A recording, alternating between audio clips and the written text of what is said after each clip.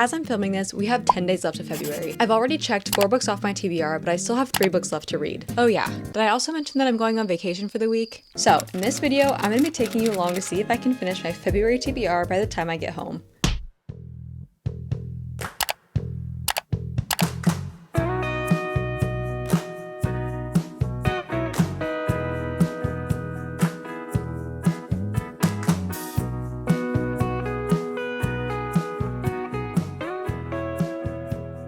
It's 7:02 right now and I just made dinner. I flew in about 2.5 hours ago. Trying to film in airports and just like while traveling in general is so stressful for me. So I waited to film until I was at the Airbnb. But on my flight, I did get about 100 pages into Not If I Save You First. Let me rewind a little bit. So these are the books that I've already read that are on my February TBR, and here are the books that I still have to read that are on my February TBR. And this was one of them. So this is like a YA, I think it's a YA mystery thriller, but it follows our main characters Maddie and Logan, and they were like BFFs when they were younger. He is the president's son and she is the president's head of security's daughter. So it's like very unique circumstances, I guess. Something happens and then our main character and her dad have to go move to some kind of like secluded cabin. Maddie and Logan lose contact, and then 6 years later he shows back up and it says that Maddie wants to kill him, but I don't know if she's actually like serious about that. But then before that can happen, there is someone who comes and tries to steal Logan. So it says Maddie still really wants to kill Logan, but she has to save him first. So far, like I said, I'm about 100 pages in. I'm liking it, but I'm also kind of like not super connected to the story because they don't give a whole lot of background and they do not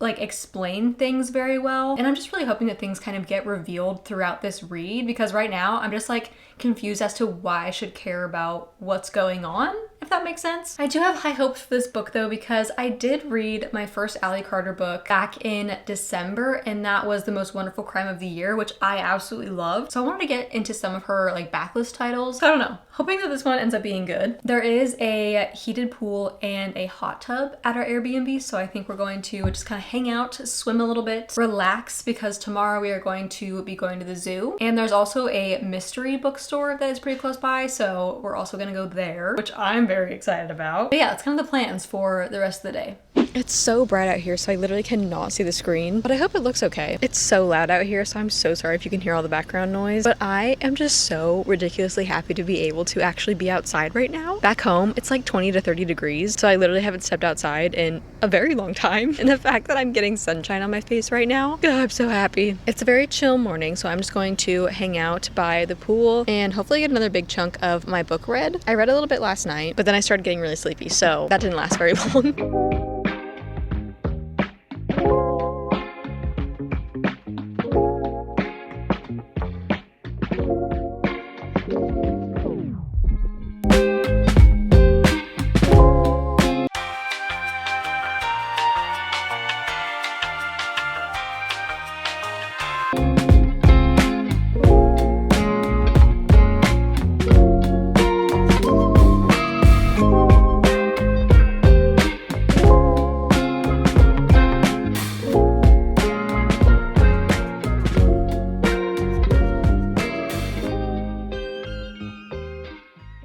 I look like a literal potato right now, so we're just going to ignore that because I just woke up. But last night, my chronic illness started acting up and my stomach was hurting so bad and I got a migraine that still will not go away. So we're struggling a little bit, but that is the reality. But I did get this book finished last night, and honestly I feel like it's one of those books where like I wish that I had DNF'd it, but it's fine. I almost did DNF it at like the midway point, but then I just got the audiobook and then I ended up liking it significantly more on audiobook. But I don't know, I feel like in this book, do you ever read books where you just like don't care about anything? Like I didn't really care about our characters. I didn't really care about what was happening. Like they didn't provide enough background and explanation and stuff to get you really like invested and connected to the story. And also I feel like when I went into this book, because literally on the back it says that like Maddie wants to kill Logan, but I didn't know if she was serious about that or not. So like in my brain for some reason I was like, okay, this girl is probably a little bit unhinged, and it's kind of like I love you but I also want to kill you type of things. I don't know. Like, I think I just expected something a little bit different, but yeah. Either way, I think I'm gonna end up giving it like a 2.75. But next, I have either Practice Makes Perfect or Metal Slinger, because I don't know what I'm in the mood for right now. After that book, I feel like I need to read something a little bit more fast-paced. But then again, I did really love When in Rome, and I've been wanting to read this book for so long. So I don't know, we're gonna go to another bookstore today. So I will let you know what I end up picking up.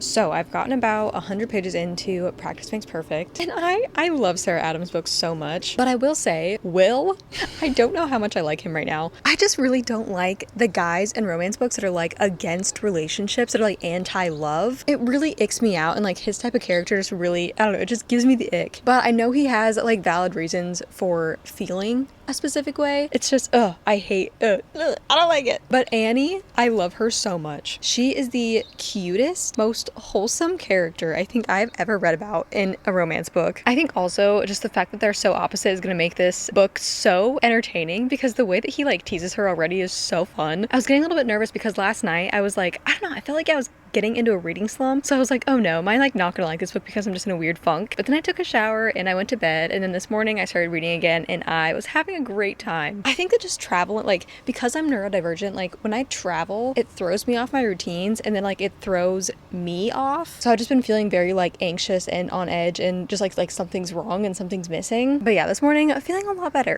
Today is technically like our last full day here because we leave tomorrow night. So I think we're going to Goodwill because my little brother wanted to go there for some reason, and I love thrifting in different states, so that's gonna be exciting. And then I think for the rest of the time we're just kind of hanging out, which I don't mind because, as you can see, I'm in a swimsuit top outside at like 11 a.m. I'm truly living my best life at the moment. I desperately needed some sunshine, some vitamin D, if you will. I'm just gonna not think about the fact that in 2 days I'm gonna be back in snow. Yeah, going to continue reading this book, hopefully finish it today, because I still have to read Metal Slinger before I get home, which I don't know if I'm going to finish Metal Slinger before I get home. Hoping to finish it on the plane though. I realized I completely forgot to tell you guys what this book was about if you haven't read When in Rome. So this one follows our main characters, Annie and Will, and Annie is the male main character's sister from When in Rome, and Will is the female main character in When in Rome's bodyguard, if that makes sense. So Annie is like trying to find her perfect match, but she has major like social anxiety. She hasn't really dated anyone. She's just the cutest, most innocent, sweetest girl. And Will is kind of like the bad boy type, doesn't really do relationships. So Annie gets Will to kind of be her dating coach, to teach her like how to act on dates and like how to, you know, get a man, I guess. So it's a little bit of fake dating. It's a little bit of opposites attract. I'm currently about 60% of the way through, so I only have a little bit left. And so far I'm really liking this book, but I will say this is going to sound so contradictory towards myself. I'm really liking it, but I also really hate fake dating, and like I said earlier, just like the types of characters who like don't do relationships, like aren't the relationship types. Those are like just some bookish icks of mine, but I think because I love Annie's character so much, it's okay.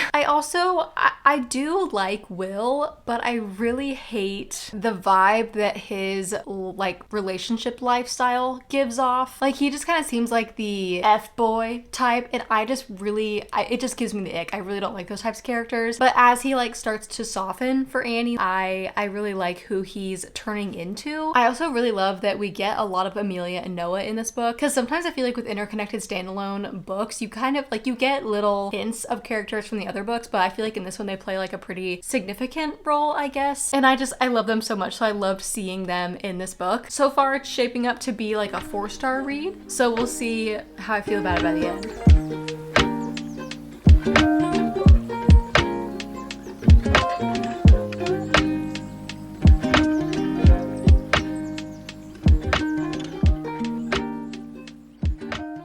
I just finished Practice Makes Perfect, and it was so cute. I definitely liked When in Rome better. I think I'm going to stick with a 4-star for this one, but I still really enjoyed it. I will say, like, I know this was a dual POV book and Will definitely did grow on me towards the end, but I really feel like Annie was the star of the show in this one. I feel like we just saw so many sides of her, and she definitely went through a lot of like personal growth. She was going through some self-discovery, I guess I would say, and I just loved watching her go through that and kind of break out of her shell and be who she wanted to be and not who other people wanted her to be. I think I would have liked it more if we got some additional like depth from Will and we kind of like worked through some of his issues as well, but I guess we kind of did because like they end up together. So I don't know, I feel like I would have loved to see a little bit more from Will. I don't know exactly why this book didn't hit as hard as I thought it would. I think it's because I am kind of in a little slump still. I don't know, like, you know when you just go through phases in your reading where like things just don't hit like you know that they should? That's like kind of what's happening right now. Either way though, very fun, very cute. I loved the ending. I do love in When in Rome and in Practice Makes Perfect how there is no like third act breakup, or there's like there wasn't even really like a third act conflict of any sorts, which I just love so much about her books, because there's nothing more annoying than getting so attached to characters and their story and then having this like really unnecessary issue just for it to like, you know, it's gonna get resolved. But it is nighttime now, so I'm going to head to bed because we do have to pack up and head out in the morning. We'll check out of our Airbnb. We're not actually flying home until tomorrow night. So I think I'm going to start Metal Slinger in the morning and then hopefully finish it by the time I get home.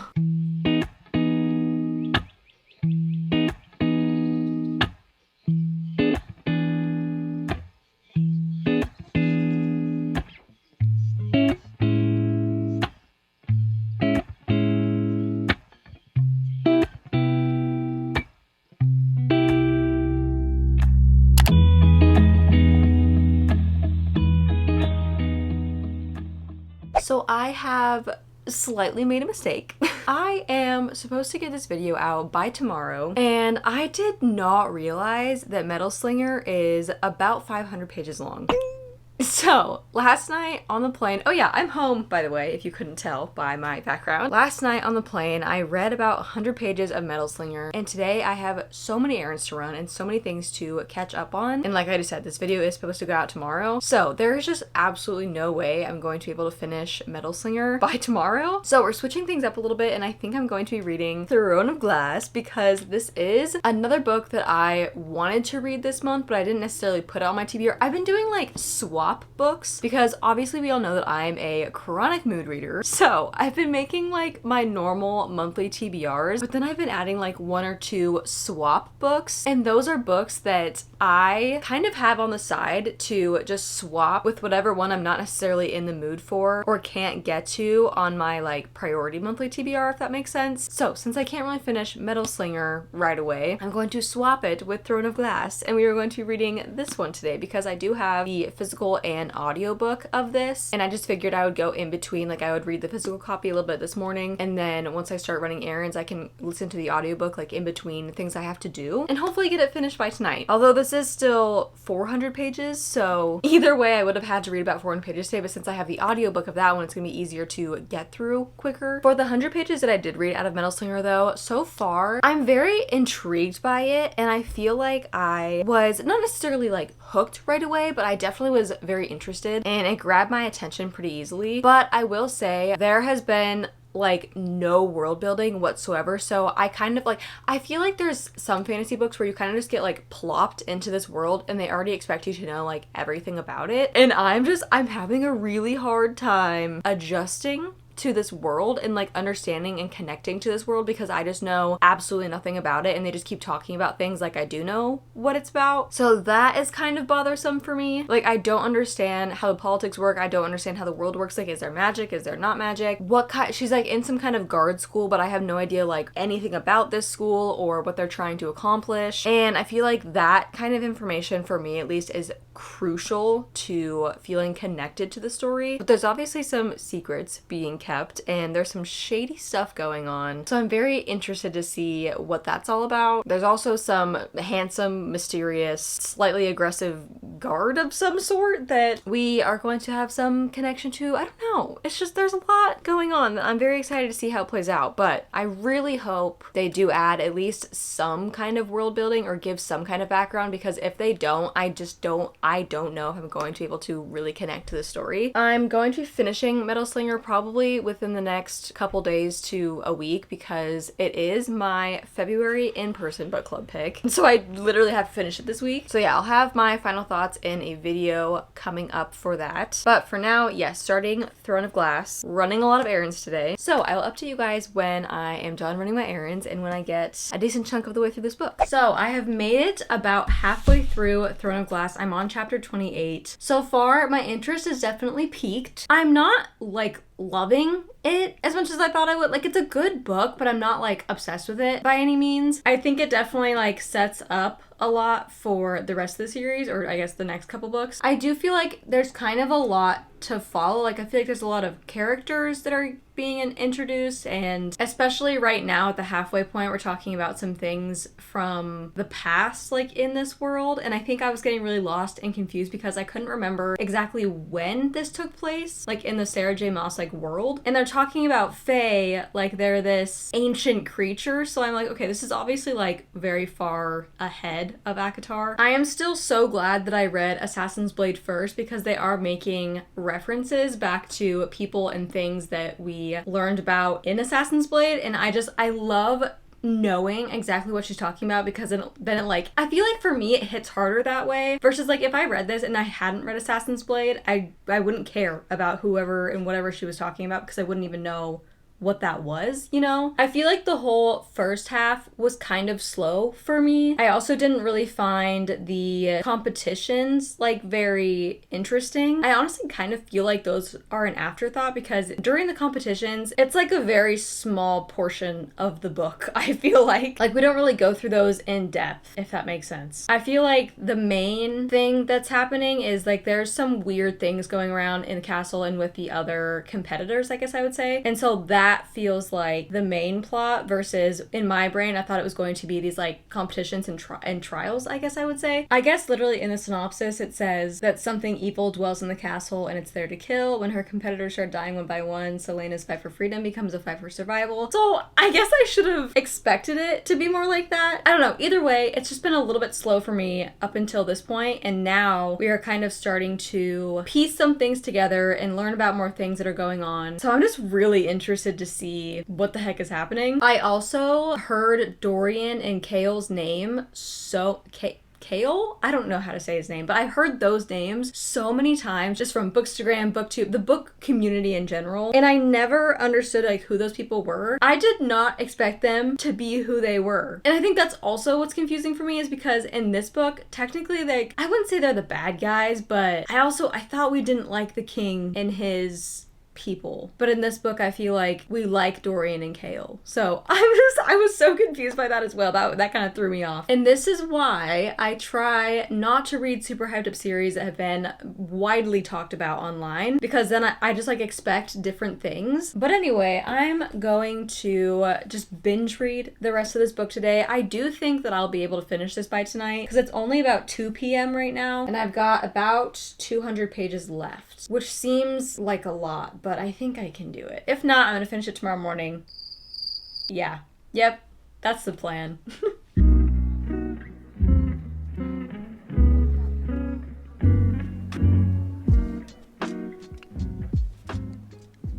Am I just tweaking out, or is there a love triangle that's going on in this book? At first I was so confused. I was like, where is this going? And I was like, I feel like we're being pulled in 2 different directions here. I finished Throne of Glass, and I feel like, and I know I kind of said this before, but do you ever like start series and like the first book isn't like the most satisfying, but you know it just like sets up a lot for the rest of the series, which I know is what I kind of said in the last clip, but even towards the end, like this isn't like the most satisfying book, but it like gets you super excited for what's going to happen next. It kind of felt like the first book in ACOTAR where it was just like okay, but it was just the beginning, you know, of everything. I felt like I was kind of confused though, because in my brain, again, like I said before, I thought that this was kind of in the same world as ACOTAR, and I think it's like the same universe but different like different areas. I don't really know how to like explain that. Like the magic and the things in this book, I feel like were not like ACOTAR, but then again, I haven't finished ACOTAR yet. I've only read up to A Court of Wings and Ruin, so I felt like this book could have used a little bit more explanation and world building, because I feel like there was a lot of things that were kind of talked about and I was like, whoa, wait, what is this? Who are these people? What's going on? I think I'm gonna give this like a 4-star. I feel like a 3.5